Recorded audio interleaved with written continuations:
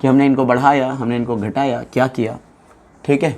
And then we will talk about the direction. कुछ ऐसी बात चल रही थी लास्ट क्लास में, है कि नहीं, है ना? ओके जी हाँ।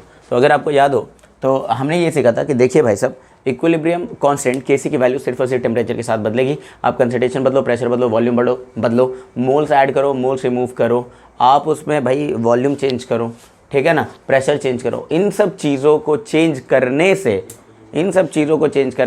इक्विलिब्रियम कांस्टेंट की वैल्यू नहीं बदलती है। पर हाँ, उस वक्त का क्यूसी ज़रूर बदल गया होगा, उस वक्त का क्यूसी ज़रूर बदला। So let's start with it कि अगर आपने, ठीक है ना, रिएक्टेंट का कंसंट्रेशन डिक्रीज कर दिया, तो हमने ये पढ़ा था कि ली शटेल प्रिंसिपल सीधे शब्दों में ये कहता है कि तुम जो करोगे इक्विलिब्रियम कांस्टेंट उसका ठीक उल्टा करेगा। अगर आपने रिएक्टेंट के कंसंट्रेशन को घटा दिया तो इक्विलिब्रियम उस डायरेक्शन में जाएगा जिस डायरेक्शन में जाने से वो वापस से रिएक्टेंट के कंसंट्रेशन को बढ़ा सके। तो रिएक्टेंट के कंसंट्रेशन को बढ़ाने के लिए वो किधर आ जाएगा, बताना, बैकवर्ड।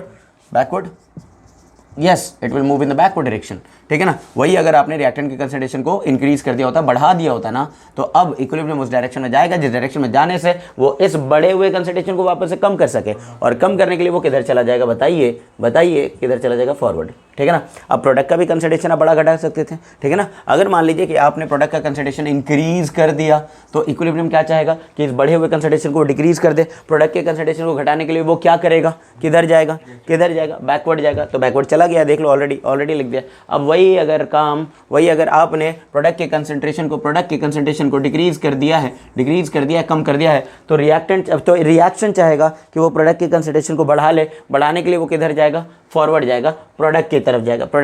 तो सीधा फंडा समझ आ गया क्या, है ना, सीधा फंडा समझ आ गया क्या। सीधा फंडा अगर मैं बोलूं तो सीधा फंडा ये है कि जहां कमी है उधर भाग जाएगा, इक्विलिब्रियम जहां कमी है उधर को भाग जाएगा।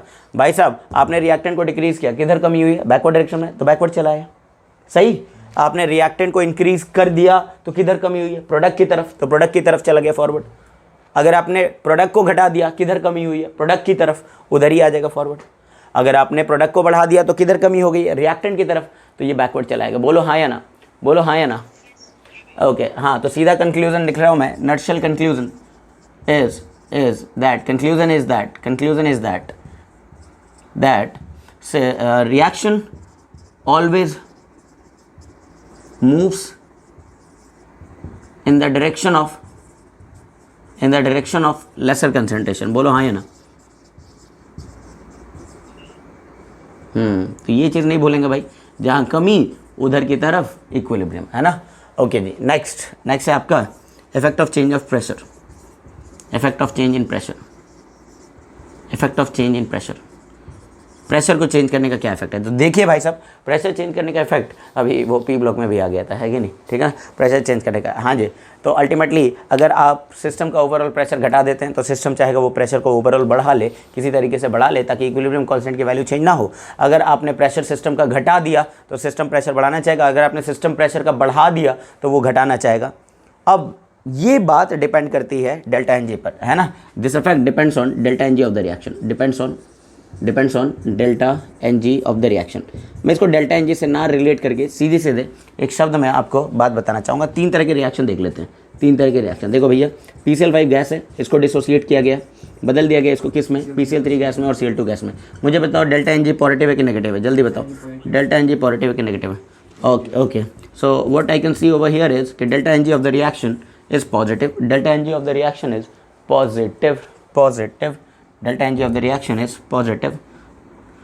So what do you understand by the fact that delta Ng of the reaction is positive? अगर delta Ng रिएक्शन का पॉजिटिव है तो बताओ मुझे कि कहाँ पर मोल्स ज़्यादा होंगे और कहाँ पर मोल्स कम होंगे, टेल मी।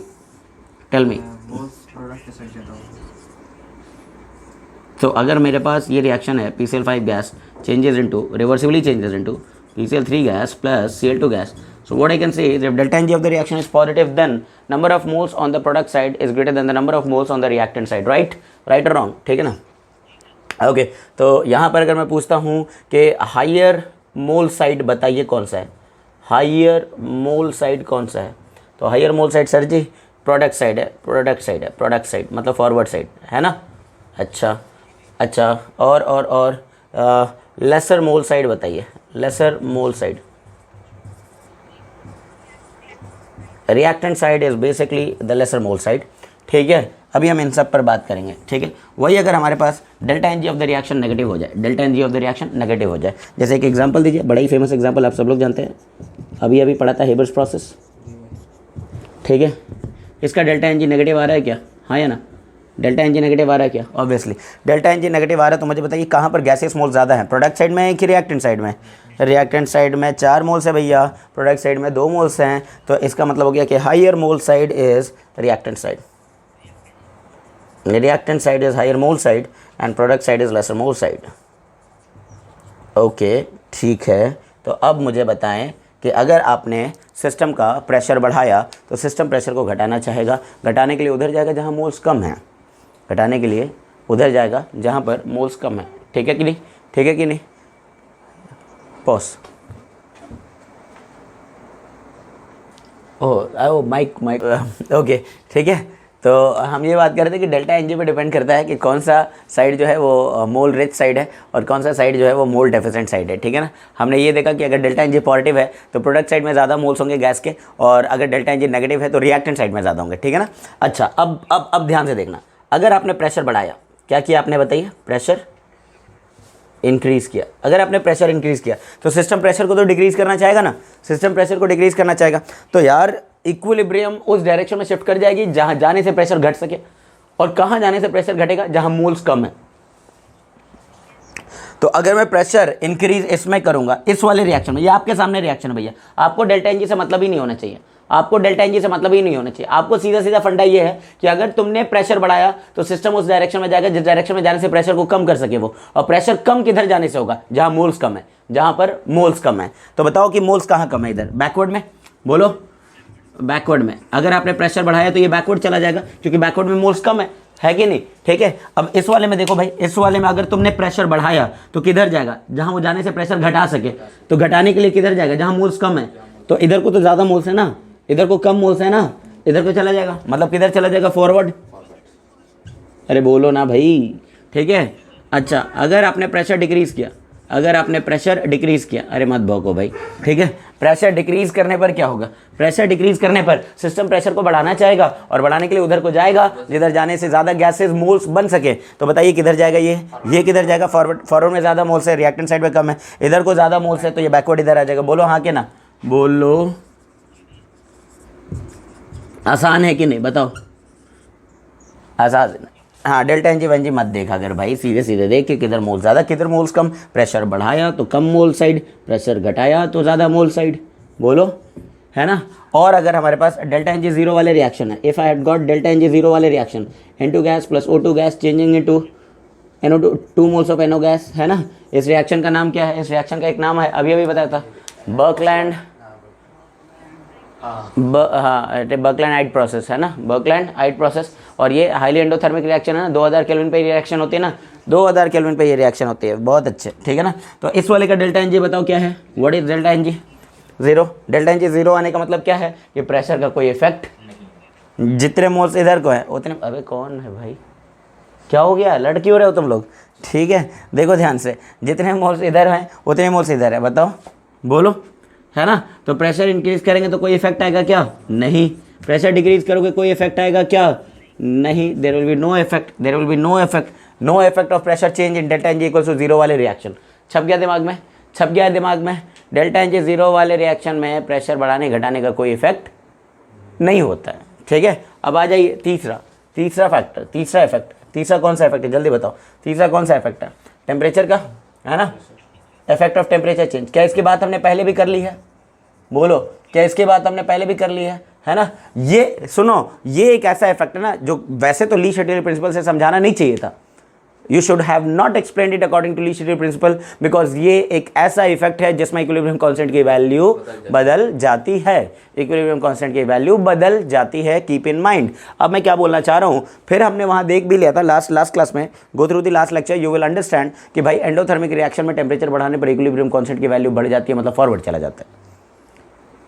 बिकॉज हमने देखा एंडोथर्मिक रिएक्शन के लिए equilibrium constant was directly proportional to temperature. आया था कि नहीं आया था? इक्विलिब्रियम कांस्टेंट की value was directly proportional to temperature. और एक्सोथर्मिक रिएक्शन के लिए इक्विलिब्रियम कांस्टेंट की value was inversely proportional to temperature. Exothermic reaction में टेम्परेचर बढ़ाओगे इक्विलिब्रियम कांस्टेंट घट जाएगा, टेम्परेचर घटाओगे इक्विलिब्रियम कांस्टेंट बढ़ जाएगा। इससे ये भी अंदाज़ा लगाया जाए कि अगर इक्विलिब्रियम कांस्टेंट बढ़ रही है तो सर ने बोला था इक्विलिब्रियम कांस्टेंट बढ़ने का मतलब इक्विलिब्रियम फॉरवर्ड चली गई थी। बोलो, इक्विलिब्रियम कांस्टेंट घट जाने का मतलब है कि रिएक्शन बैकवर्ड चली गई थी। बोलो है कि नहीं, बोलो है कि नहीं?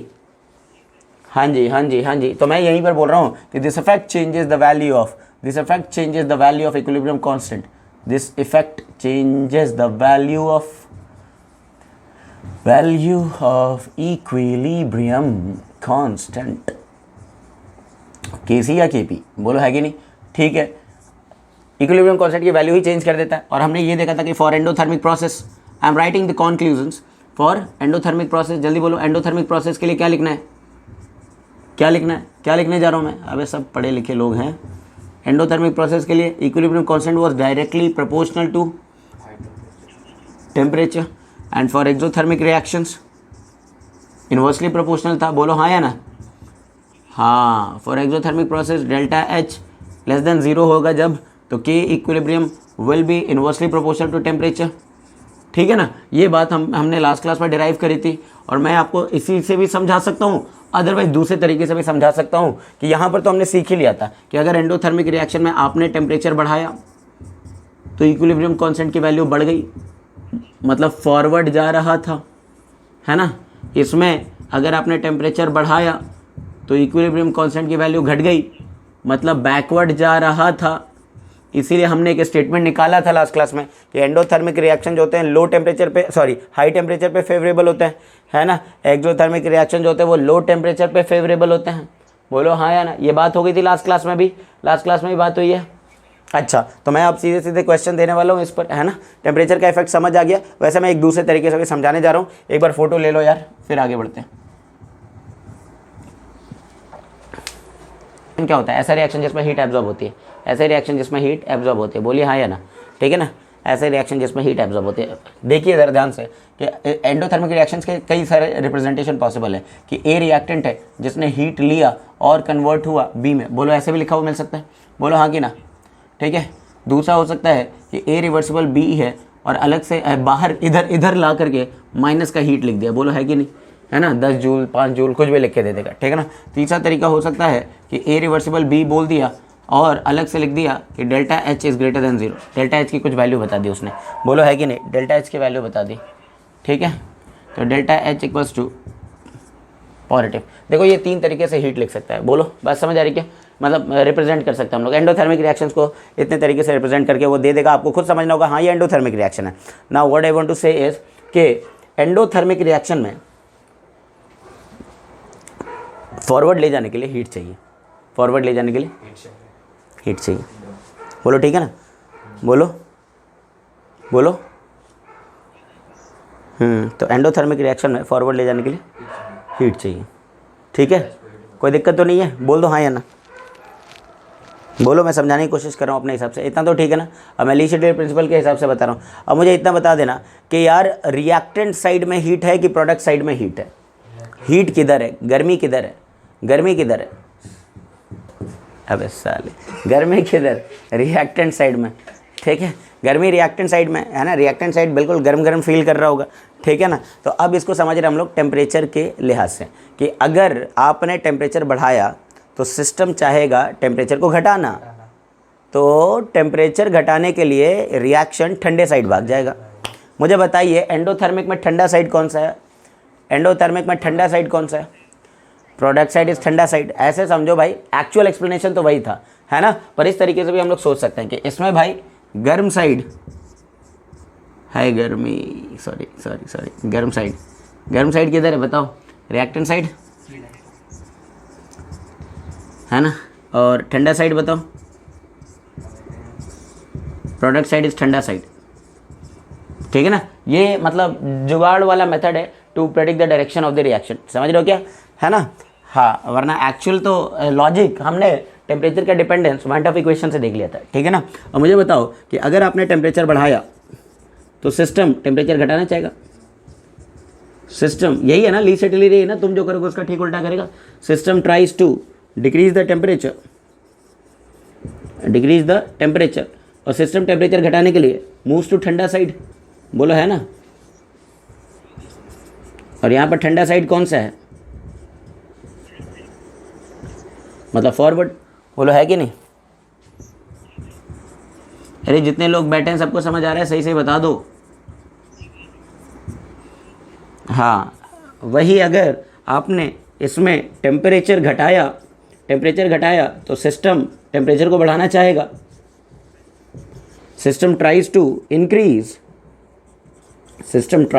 इंक्रीज द टेम्परेचर, और सिस्टम टेम्परेचर को बढ़ाने के लिए किस तरफ जाएगा? गर्म साइड, मूव्स टू गर्म साइड। गर्म साइड किधर को है भाई? रिएक्टेंट साइड मतलब बैकवर्ड, यहाँ पर बैकवर्ड साइड मतलब रिएक्टेंट साइड, है ना? हाँ, पर डेल्टा एच का साइन अगर अलग होगा तो सारे डायरेक्शन का मामला भी उल्टा हो जाएगा। बोलो है कि नहीं? तो इसीलिए टेम्परेचर का dependence delta H of the reaction पर डिपेंड करता है ना। टेम्परेचर बढ़ाने घटाने पर रिएक्शन किस तरफ जाएगी? It will depend on delta H. Pressure बढ़ाने घटाने पर रिएक्शन किस साइड जाएगी? It will depend on delta N G. बताओ ना।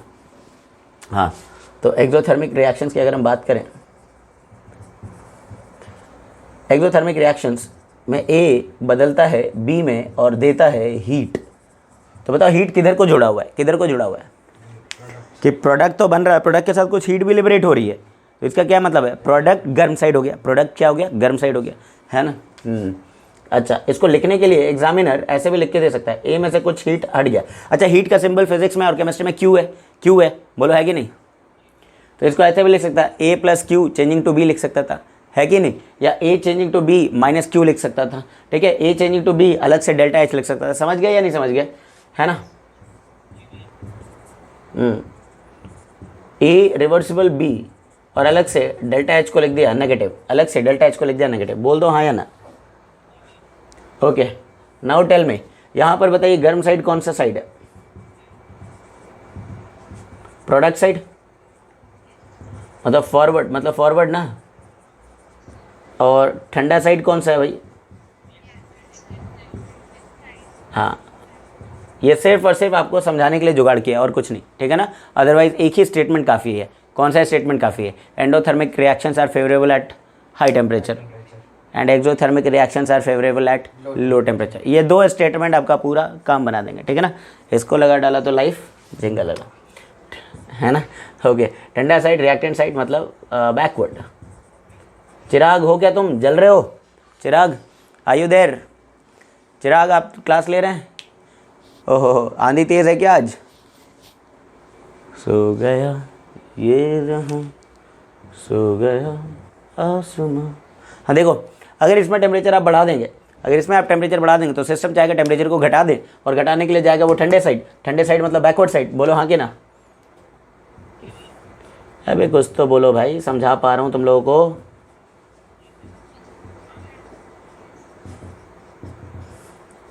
Temperature, that is, it moves to where?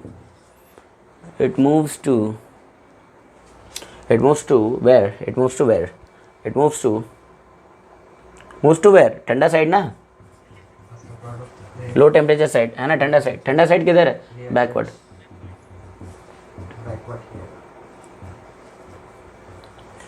Okay, next बताओ, अगर टेम्परेचर आपने घटा दिया, if temperature was decrease, system temperature को बढ़ाना चाहेगा। System tries to increase the temperature,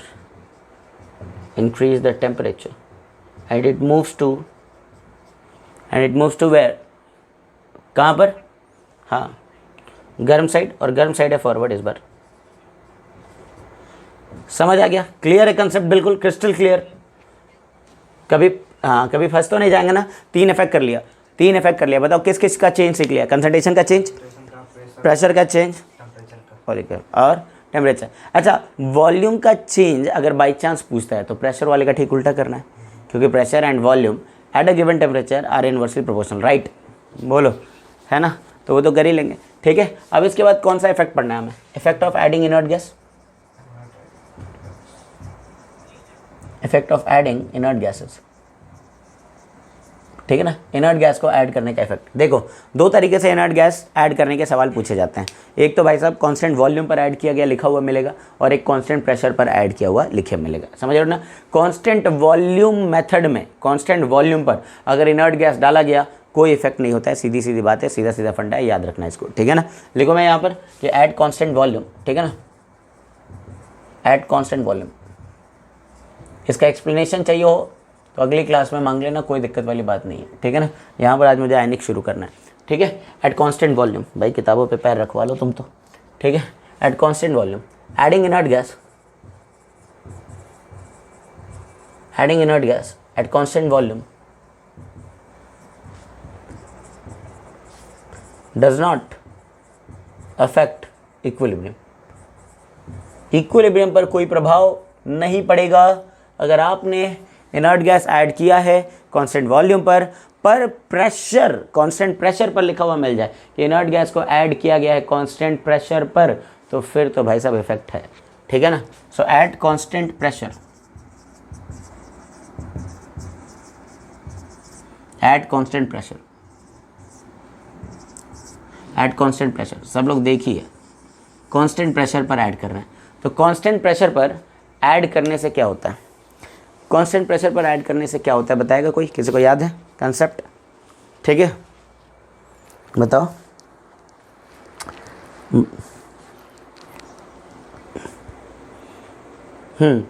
तो ये एक्चुअली क्या है बताओ, कि अल्टीमेटली क्या होता है कि जब आप इनर्ट गैस को ऐड कर रहे हैं कांस्टेंट प्रेशर पर, कांस्टेंट प्रेशर पर, तो एक्चुअल जो आपके गैसेस थे इक्विलिब्रियम पर, एक्चुअल जो आपके गैसेस थे इक्विलिब्रियम पर, उनका प्रेशर इफेक्टिवली घट जाता है, उनका प्रेशर इफेक्टिवली घट जाता है। मतलब ये effect similar to it, this effect is similar to the effect of decreasing pressure. और प्रेशर घटने पर इक्विलिब्रियम किधर जाती है, हायर मोल साइड, किधर जाती है, हायर मोल साइड। बताओ हाँ या ना, जो मैं बोलना चाह रहा हूँ बोलो, समझ रहे हो। हाँ एक बात को समझो, मैं तुम्हें बता रहा हूँ कि क्या फंडा है। देखो भाई इक्विलिब्रियम पर जो मोल फ्रैक्शन ए गैस और बी गैस का रहा होगा, मान लो ये ए रिवर्सिबल बी है, तो इक्विलिब्रियम पर ए का मोल फ्रैक्शन कैसे निकाल रहोगे, Na upon Na plus N B, बोलो है ना, Na upon Na plus N B. और इक्विलिब्रियम पर बी का मोल फ्रैक्शन कितना रहोगा, N B upon Na plus N B, सही है। अच्छा अब मेरी बात को समझना, इनका जो पार्शियल प्रेशर रहा होगा पी ए, वो कितना रहोगा, काई ए इंटू पी टोटल, यही रहोगा। इसका भी पी पार्शियल प्रेशर कितना रहोगा, काई बी इंटू पी टोटल रहा होगा ना। अब क्या हो गया, आपने इसके अंदर इनर्ट गैस डाल दिया, क्या डाल दिया, inert gas. Inert gas reaction में तो पार्टिसिपेट नहीं करेगी, लेकिन हाँ टोटल मोल्स में तो ज़रूर जुड़ जाएगी, टोटल मोल्स में ज़रूर जुड़ेगी। बोलो हाँ या ना, जल्दी बताना जो मैं पूछना चाह रहा हूँ, जल्दी बताओ। जिन बच्चों को अब भी समझ नहीं आता उनको समझाने की कोशिश कर रहा हूँ मैं, कि अब ये तो पहले का सिचुएशन है जब कोई इनर्ट गैस नहीं था, अब आपने जब इनर्ट गैस ऐड कर दिया है तो टोटल मोल्स बढ़ गए कि नहीं बढ़ गए, जल्दी बोलो, टोटल मोल्स बढ़ गए कि नहीं बढ़ गए। तो ये कितना हो गया, N B upon Na plus N B plus N of inert gas. बोलो NiG का मतलब समझ गया ना, NiG का मतलब समझ गया ना, इनर्ट गैस। तो क्या मोल फ्रैक्शन इफेक्टिवली घट गया ना पहले से, बोलो। गैस का, हर इंडिविजुअल गैस का जो कि इक्विलिब्रियम पर थे, क्या उनका मोल फ्रैक्शन घट गया, क्या उनका मोल फ्रैक्शन घट गया। हाँ अगर उनका मोल फ्रैक्शन घट गया तो क्या बताइए, उनका पार्शियल प्रेशर भी इक्विलिब्रियम पर ओवरऑल घटा। समझ रहे हो नहीं समझ रहे हो। तो इसीलिए मैं कह रहा हूं कि ये कंसेप्ट इनर्ट गैस को ऐड करना कांस्टेंट प्रेशर पर, this effect is similar to the effect of decreasing pressure, this effect is similar to the effect of decreasing pressure. और प्रेशर को डिक्रीज करने का इफेक्ट क्या था कि इक्विलिब्रियम किधर जाता है, उधर जहां पर ज़्यादा मोल्स हो, सीधा बैठ, ठीक है ना, ज़्यादा मोल्स हो, वरना सो जाएगा तू साले, ठीक है। देखो मिटा रहा हूँ, देखो तो अब समझ आ गया, मैं डायरेक्ट लिख रहा हूँ कि this effect is similar to, this effect is similar to the effect of, to the effect of, बोलो भाई, डिक्रीजिंग प्रेशर ना, प्रेशर को डिक्रीज करने वाला इफेक्ट हो गया, ये समझ लो, ठीक है। And therefore the equilibrium will shift in the direction of higher gaseous moles, है ना। So on adding inert gas at constant pressure, at constant external pressure, ठीक है ना, equilibrium shifts, equilibrium shifts to the direction of, to the direction of higher gaseous mole side।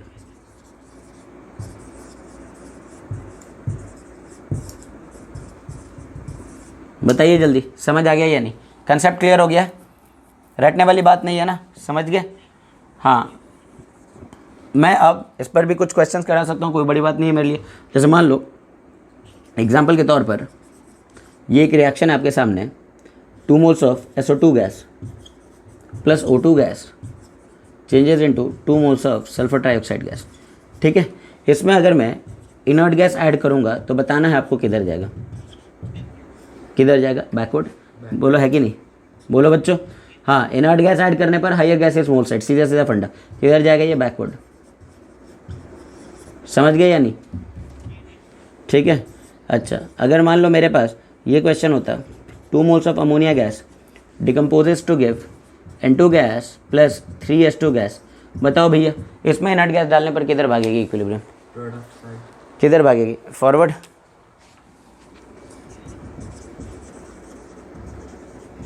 Adding inert gas the equilibrium shifts in the forward direction, forward direction. कोई दिक्कत तो नहीं है, अब बता दो। Page number 2। अबे ठीक है ना। हाँ, तो कैटलिस्ट अभी तक पॉज किया हुआ था। ठीक है, हाँ, तो कैटलिस्ट डालने का इफेक्ट क्या होता है, कैटलिस्ट डालने का ऐसा कोई इफेक्ट नहीं है इक्विलिब्रियम कॉम्पोजिशन पर। ठीक है ना, ये सब पहले भी पढ़ा दिया था कैटलिस्ट वाली बातें, लेक्चर नंबर 1 में ही पढ़ा दिया होगा या 2 में ही, तो आप देख लेना, वहाँ पर आपको बता दिया कि कैटलिस्ट डालने पर इक्विलिब्रियम का कॉम्पोजिशन इफेक्ट नहीं होता है। कैटलिस्ट डालने पर सिर्फ और सिर्फ रेट इफेक्ट होती है। रेट इफेक्ट होने का मतलब है इट विल डिक्रीज और increase the time taken for the attainment of equilibrium. Equilibrium के कॉम्पोजिशन को चेंज नहीं करना, मतलब अगर बिना कैटलिस्ट के हर रिएक्टेंट के 2 मोल 3 मोल और प्रोडक्ट के अगर 4 मोल थे, तो कैटलिस्ट डालने के बाद भी रिएक्टेंट के 2 मोल 3 मोल रहेंगे और प्रोडक्ट के 4 ही मोल रहेंगे। सिर्फ अंतर ये रहेगा कि बिना कैटलिस्ट के पहले अगर 10 मिनट लगे थे तो कैटलिस्ट डालने पर 5 मिनट में इक्विलिब्रियम आ जाएगी। बोलो हाँ या ना, बोलो हाँ या ना। ठीक है ना। हाँ, तो ये वाली बात मैं यहाँ लिख नहीं रहा हूँ। ठीक है ना, ये वाली बात मैं यहाँ लिख नहीं रहा हूँ। अच्छा, एक चीज़ और बताने जा रहा हूँ, कंसेप्ट ऑफ लास्ट है यहाँ पर vapour density and degree of dissociation. हाँ, degree of dissociation and vapour density, speed इतने देखो, concept of vapour density and degree of dissociation, alpha और डीओडी में क्या फ़र्क है। देखो, अल्टीमेटली मैं इसको रिलेट करने जा रहा हूँ थोड़ा कलिगेटिव प्रॉपर्टी से। ठीक है ना, कलिगेटिव प्रॉपर्टी में पढ़ता है, वैसे कलिगेटिव प्रॉपर्टीज़ का कोई लेना देना नहीं है। अच्छा, डिग्री ऑफ डिसोसिएशन जब भी बात आएगी तो सिंगल रिएक्टेंट सिस्टम की ज़रूरत पड़ेगी। बोलो हाँ या ना। ओके ओके ओके, मैं आपको एक चीज़ बस रिकॉल करा देता हूँ कि जब हम कलिगेटिव प्रॉपर्टी पढ़ रहे थे तो हमने डिफाइन किया था एक term van't Hoff factor. Just tell me van't Hoff factor. हाँ, वेंटर फैक्टर क्या था, observed number of moles to the theoretical number of moles. Was it और वाज इट नॉट, बोलो है ना, है ना। तो it was observed number of moles to the theoretical number of moles. हमने ये सीखा था कि अगर हमने किसी पार्टिकल को, है ना, वहाँ से रिलेट करके यहाँ तक लाऊंगा, टेंशन मत लेना। ठीक है ना। अगर आपने किसी पार्टिकल को सोल्यूशन में डाल दिया, किसी भी आपने इलेक्ट्रोलाइट को अगर सोल्यूशन में डाल दिया, तो सोल्यूशन में डालने के बाद अगर वो डिसोसिएट हो गया है, अगर वो डिसोसिएट हो गया है, तो जो ऑब्जर्व्ड नंबर ऑफ मोल्स होंगे ना, वो उसके थ्योरेटिकल नंबर ऑफ मोल्स से कहीं ज़्यादा होंगे। बोलो बोलो बोलो बोलो। डिसोसिएशन, डिसोसिएशन मतलब टूटना, स्प्लिट होना। तो इसका मतलब क्या हो गया कि अगर आप 1 मोल रिएक्टेंट लेंगे तो वो 2 में बदल गया होगा, या 3 में बदल गया होगा, या 4 में बदल गया होगा, ज़्यादा पार्टिकल में बदल गया होगा। तो observed number of moles greater होते हैं। बोलो हाँ या ना। तो ये रेशियो ग्रेटर देन 1 आएगी, ये रेशियो डिसोसिएशन में ग्रेटर देन 1 आएगी। यस और नो, यस और नो, है ना। ओके फाइन, ठीक है, कोई दिक्कत नहीं है, ये बात आपको समझ आने लगी। तो मैं ये कहना चाहता हूँ कि observed number of moles, observed number of moles after dissociation ही पता चलेंगे या आफ्टर एसोसिएशन ही पता चलेंगे। अब इस चीज़ को यहाँ से थोड़ा रिलेट करो। यहाँ से अगर आपके पास कोई एक सिंगल रिएक्टेंट है और वो मल्टीपल प्रोडक्ट में बदल रहा है, मल्टीपल प्रोडक्ट में बदल रहा है, तो ये डिसोसिएशन ही जैसा तो हो गया। बोलो हाँ कि ना, डिसोसिएशन ही जैसा तो हो गया, है ना। कि भाई आपने अगर उस रिएक्टेंट का 1 मोल रखा है तो इक्विलिब्रियम पर 1 से ज़्यादा दिखेंगे सर, 1 से ज़्यादा दिखेंगे। तो ऑब्जर्व्ड मोल्स तो यहाँ ज़्यादा होंगे सर, आप थ्योरेटिकल मोल्स कम रखिए। बोलो हाँ या ना, पहले बताओ, मैं फिर समझाऊंगा बातों को। ठीक है। अच्छा, अब आपको ये भी पता है कि गिवन मास तो नहीं बदल सकता ना यार। मैं अगर किसी रिएक्टेंट का 1 मोल रखना चाह रहा हूँ तो उसका मास कुछ ना कुछ वेट करके रख दिया होगा। जैसे मेरी बात को आप समझो, तुम लोग को ऐसे बात करूँगा तो पहली बार वीडियो देखने वालों को नहीं समझ आएगा। जैसे NaCl है, NaCl को तोड़ेंगे तो किस में बदलेगा, Na+ और Cl- में। ठीक है ना। बोलो हाँ या ना। इसको भी और अच्छे से, हाँ हाँ, तो मैं ऐसे ही समझाना चाह रहा हूँ कि अगर इसका मैंने टेकन मास, इनिशियल मास 58.5 ग्राम रख दिया, मतलब मैंने 1 ही मोल तो रखा है ना, 1 ही मोल तो रखा है ना इनिशियली। ठीक है ना। बाद में जब ये डिसोसिएट हुआ है, ठीक है ना, मास तो कंजर्व्ड ही रहता है रे, before and after it will remain the same, है कि नहीं, it will remain the same. पर हाँ, इसका 1 मोल जो है, इसका भी 1 मोल बना रहा होगा और इसका भी 1 मोल बना रहा होगा। बोलो है कि नहीं। तो डिसोसिएशन में यही तो होता है कि आपका जो इनिशियल मोल्स है, मतलब जो थेरेटिकल मोल्स है, जो आपने मोल रखा है वो कम रहेगा, लेकिन ऑब्जर्व्ड मोल ज़्यादा रहेगा भाई। ऑब्जर्व्ड मोल का मतलब जो बाद में देखा गया, बोलो हाँ कि ना, है ना। यहाँ अगर ये 100% टूट जाएगा तो 2 होगा, 100% टूट जाएगा तो कितने हो जाएंगे, 2 मोल हो जाएंगे। लेकिन ये चैप्टर कौन सा चल रहा है, इक्विलिब्रियम। इक्विलिब्रियम में कुछ इसका भी रहा होगा, कुछ इसका भी रहा होगा, कुछ इसका भी रहा होगा, है कि नहीं, जल्दी बताओ, बोलो, है ना। तो अल्टीमेटली इक्विलिब्रियम पर जो मोल्स ऑब्जर्व्ड हुए हैं वो इनिशियल से ज़्यादा होंगे। समझ गए या नहीं समझ गए। ऑब्जर्व्ड मोल का मतलब समझ आने लगा क्या, ऑब्जर्व्ड मोल का मतलब समझ आने लगा क्या, है ना। ये अगर आपको याद हो, अच्छा यहाँ पर अल्टीमेटली आपको एक ये भी फॉर्मूला आएगा, याद आएगा, मैं अभी लिखवाऊंगा, टेंशन मत लो। अच्छा, ऑब्जर्व्ड नंबर ऑफ मोल्स, अगर मैं इन ऑब्जर्व्ड मोल्स और थेरेटिकल मोल्स को given mass by molar mass लिखूं तो इसको मैं लिख सकता हूं given mass upon observed molar मास। बोलो, लिख सकता हूं ना। गिवन मास क्या बदल जाएगा, क्या सैंपल का गिवन मास बदल जाएगा क्या, नहीं, ठीक है। उसी तरीके से थेरेटिकल मोल्स निकालने के लिए given mass by theoretical molar mass, बोलना हाँ या ना, ठीक है ना। अब क्या ये W का कोई रोल नहीं है, ये समझ रहे हो तुम लोग, W का कोई रोल नहीं है। और मोल्स का रेशियो मोलर मास का इनवर्स रेशियो होता है, ये भी सबको पता है भाई। मोल्स का रेशियो मोलर मास का इनवर्स रेशियो होता है ना, क्योंकि number of moles is inversely proportional to molar mass. तो हम इसको ऐसे भी तो लिख सकते थे कि theoretical molar mass upon observed molar मास, बोलो हाँ या ना, ठीक है ना। अब मुझे बताइए, वेपर डेंसिटी आपको याद है, कभी पढ़ा दिया मैंने, मोल कंसेप्ट नहीं। वेपर डेंसिटी m/2 होता है, वेपर डेंसिटी m/2 होता है, वेपर डेंसिटी m/2 होता है, जल्दी बताओ हाँ या ना। वेपर डेंसिटी m/2 होता है, मोलर मास बाई 2।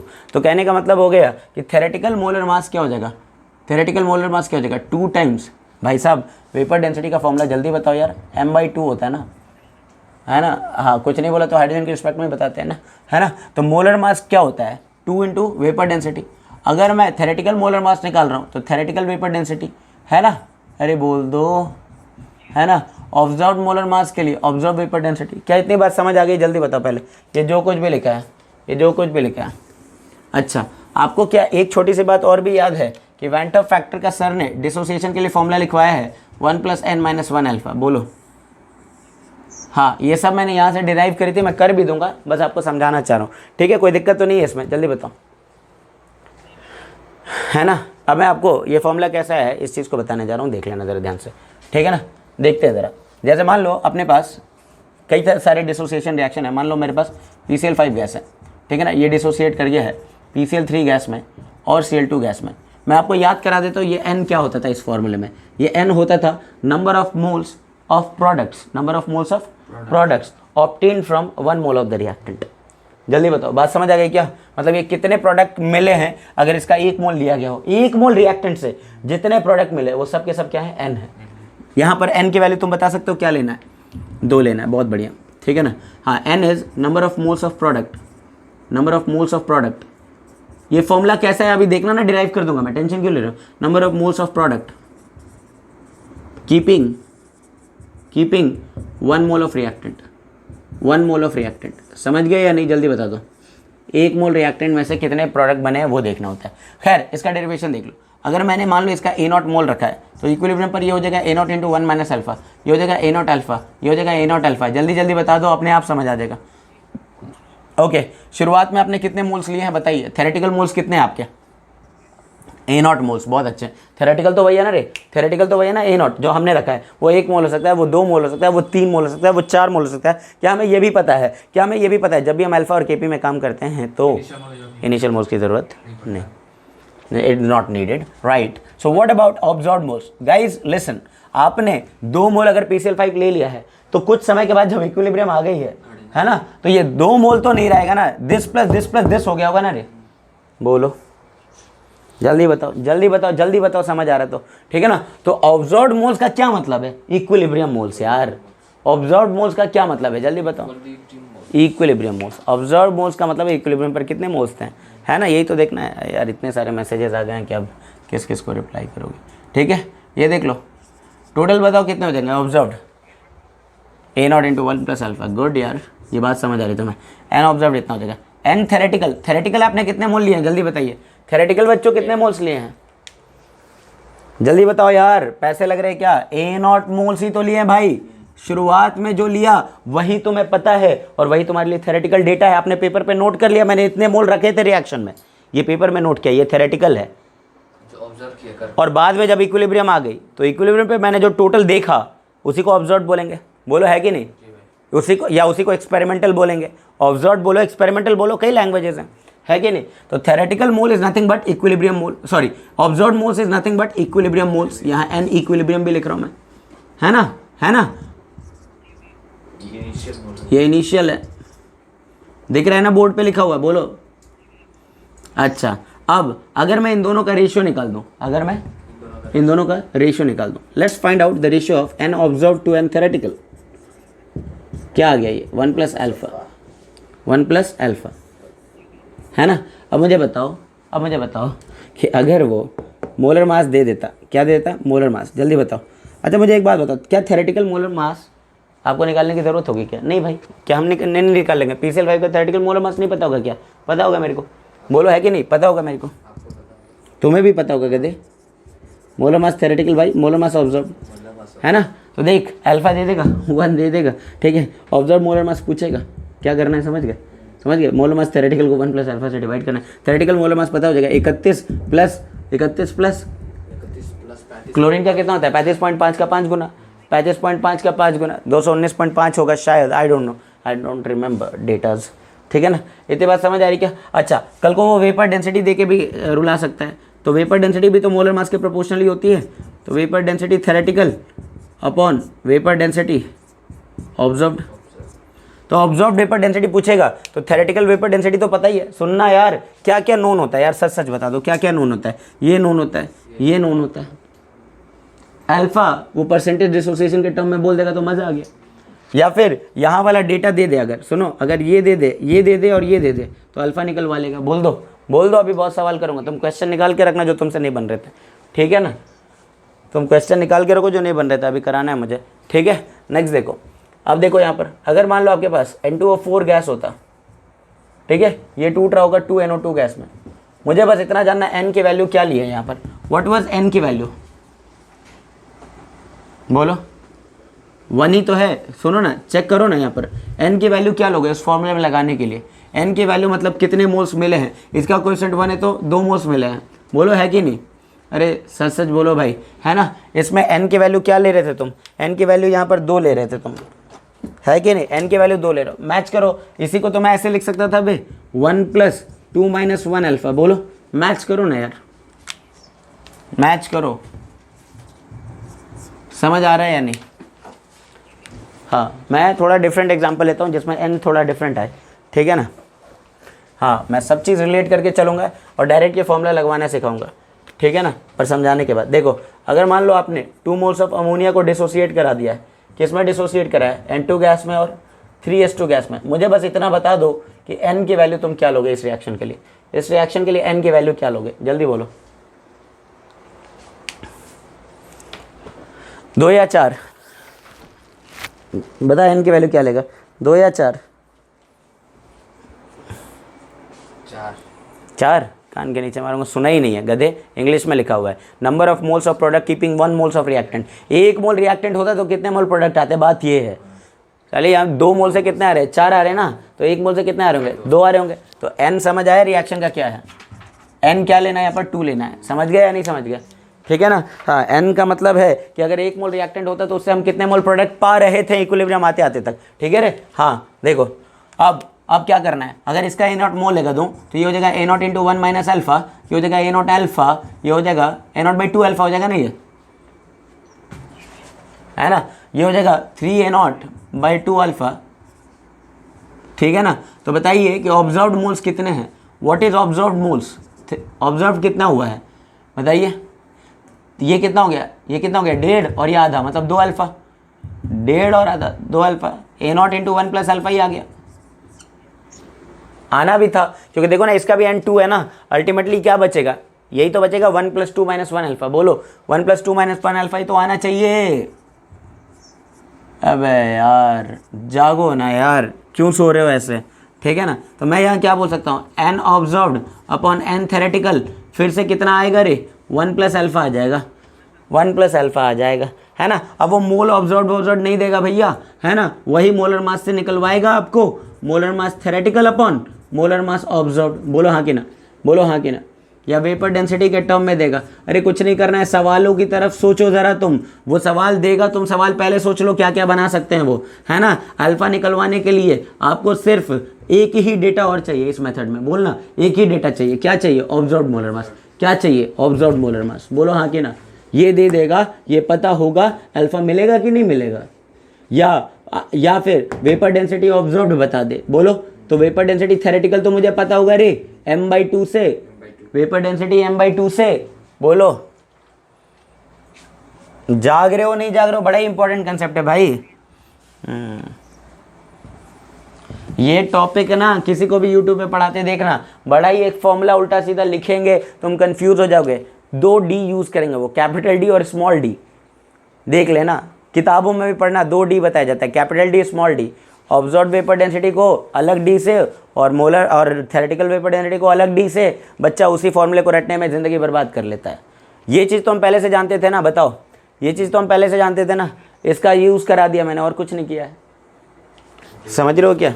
हाँ, एक से एक टीचर आए हैं भाई, इतने तजुर्बे होने के बाद भी ये कैपिटल डी स्मॉल डी में खेल जाते हैं। वो बच्चा भी खेल जाता है, कौन सा कैपिटल डी लेना है, कौन सा स्मॉल डी लेना है। मैंने तो सीधा सीधा रास्ता बताया है, ठीक है। हाँ, है ना, ऐसा कुछ लिखा हुआ है, फालतू का फॉर्मूला दे इधर, है ना। अब इसको तुम सिंप्लीफाई करते रहो, देख लो किसी ने किताबों में भी ऐसा ही कोई फॉर्मूला लिखा हुआ मिलेगा। देखो ज़रा, दिख रहा है क्या कैपिटल डी स्मॉल डी? नहीं दिख रहा क्या गरीबों? दिख रहा है क्या? चलो रहने दो, मत देखो। हाँ, तो ऐसा कुछ फॉर्मूला होता है, डी में खेलना होता है, ठीक है। हाँ, पर हम ये वाला जुगाड़ नहीं करेंगे भाई, हम तो अपने आप को बेहतर बनाएंगे, चीज़ों को समझेंगे, नए नए फॉर्मूले बना करके रटेंगे नहीं ज़्यादा, ठीक है। आओ चलो एक और देखते हैं जिनको समझ आ गया। मैं बस इतना ही थोड़ा प्रैक्टिस करा दूँ आपको एक क्वेश्चन प्रैक्टिस करा रहा हूँ। क्वेश्चन क्या प्रैक्टिस कर रहा हूँ इस पर ध्यान दें कि मैं कुछ रिवर्सिबल रिएक्शन दे रहा हूँ डिसोसिएशन टाइप का, जिसमें एन लिखना है और ये रिलेशन लिखना है, एन लिखना है और ये रिलेशन लिखना है। समझ गए? देखो ज़रा,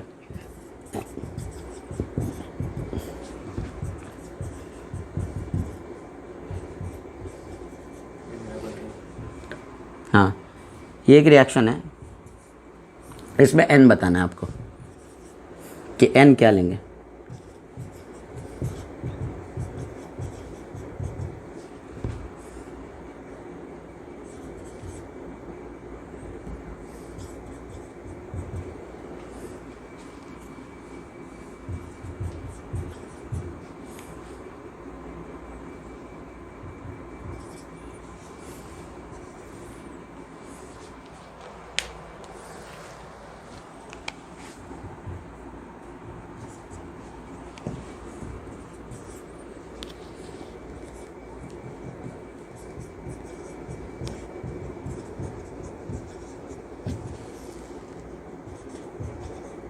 हाँ चलो बताना।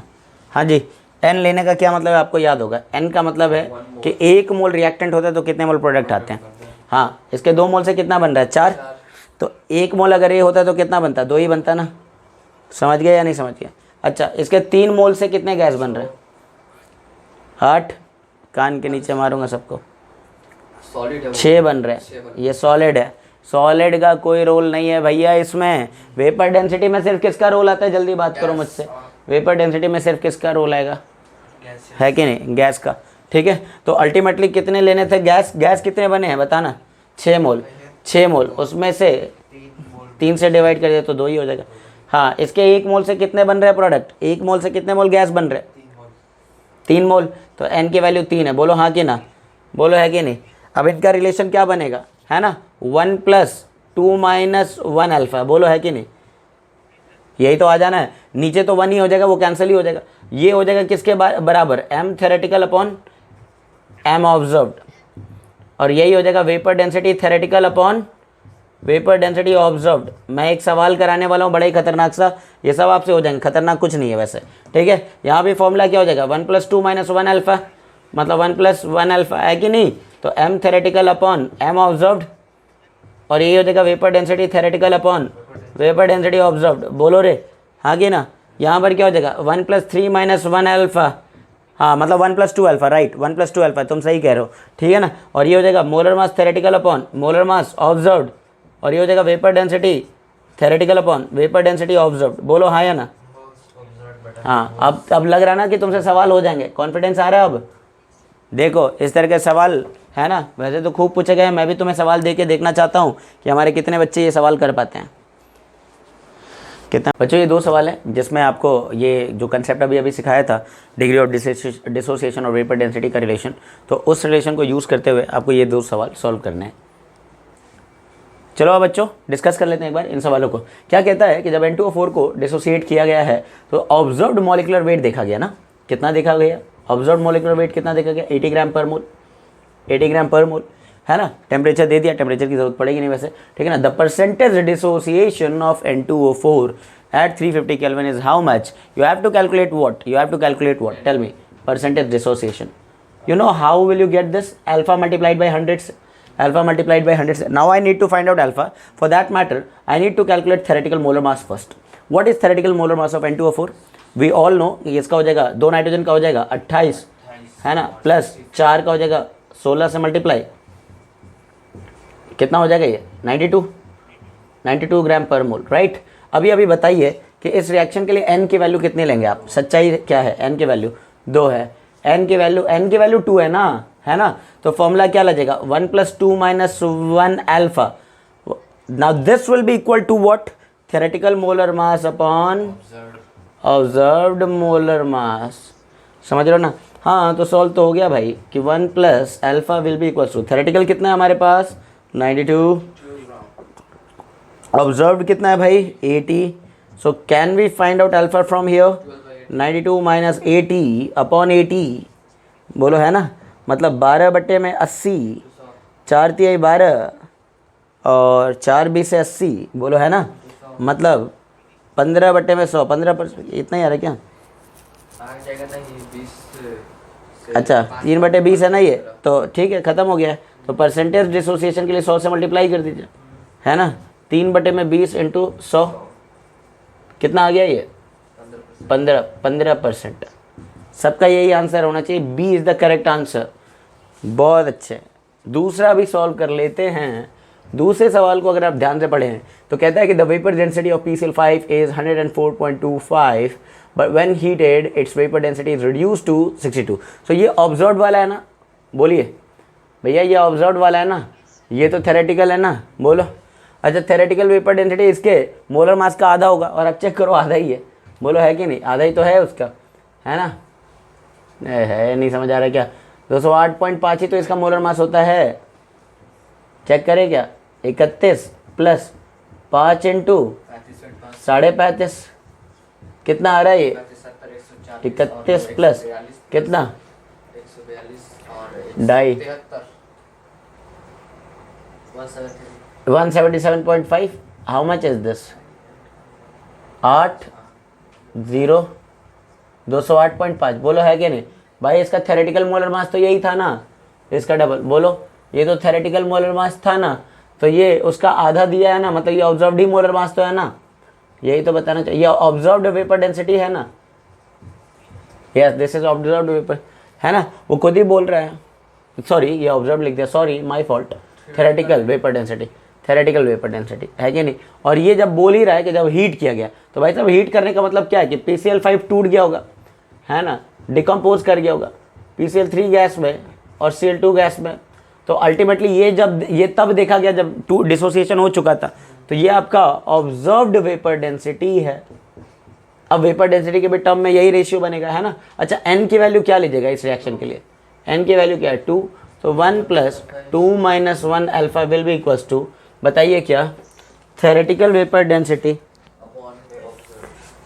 Theoretical vapour density upon observed vapour density, बोलो यही होगा, है ना। तो क्या हो गया ये 1 + alpha will be equals to, theoretical vapour density कितनी है 104.25 और ऑब्जर्व्ड वेपर डेंसिटी कितनी है 62, तो अल्फा की वैल्यू है 104.25 - 62/62। हाउ मच इज इट 0.68, बोलो। Percentage dissociation 68%। आई होप सबको ये भी कंसेप्ट समझ आ गया होगा। ये इक्विलिब्रियम का कंसेप्ट, ये वाला जो टॉपिक है, ये क्लास 11th में भी नहीं पढ़ाया जाता ना, हमने पढ़ाया है आप लोगों को 11th में ये वाला टॉपिक नहीं पढ़ाया था। ठीक है, क्या ये क्लियर हो गया बताइए? ठीक है ना, ओके। तो आप ठीक है ना, अब इसका असाइनमेंट कर सकते हैं, आपको असाइनमेंट आज ही भेज दूंगा। ठीक है, अगर वक्त हो, बिकॉज आई कैन अंडरस्टैंड कि अभी आप लोग बोर्ड्स भी देने को हैं तो बहुत बर्डन है आप पे, बट जो क्वेश्चंस मैं क्लास में करा रहा हूँ, और मैं बता दूँ आपके नीट से पहले अपने यूट्यूब पर, है ना, वन डे ऑब्वियसली नीट जब आएगा तो अपने चैनल पर मैं एक स्मार्ट बोर्ड के थ्रू ख़रीद करके होपफुली मैं आपको वो क्वेश्चन बहुत सारे प्रैक्टिस करा करूँगा नीट लेवल के। ठीक है ना, so that will be totally free of cost. ठीक है ना, तो वो काफ़ी होगा। ठीक है बच्चों, मिलते हैं अगली क्लास में आने के लिए। ठीक है ना, आज नहीं।